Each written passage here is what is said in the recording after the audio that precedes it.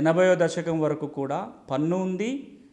పన్నే ప్రభుత్వాలకి కీలక ఆదాయ వనరుగా ఉండేది. సో ఇప్పుడు ఈ రోజున మనం వ్యవసాయ పన్నుల గురించి మాట్లాడుతున్నప్పుడు భూమి విషయానికి వచ్చినట్లయితే భూమి పన్ను లేదు.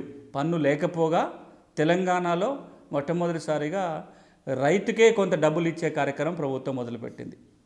ఏదైతే ఎకరానికి మొదట్లో 4,000 ఇప్పుడు 5,000 చొప్పున ఇన్పుట్ సబ్సిడీ కింద ప్రభుత్వం అందిస్తుందో, రైతు బంధు పథకం కింద పన్ను వసూలు చేసేది ఆపేసి ఈ రోజున రైతుకు ఆసరాగా ఉండటం కోసం ప్రభుత్వమే కొంత డబ్బుని రైతుకు చెల్లించే ప్రక్రియ తెలంగాణలో మొదలైంది. ఆ తర్వాత కేంద్ర ప్రభుత్వం కూడా ఇలాంటి పథకాన్ని అనౌన్స్ చేసి ఎకరానికి ఇంత అని ప్రతి రైతుకు ప్రభుత్వమే చెల్లిస్తూ వస్తుంది.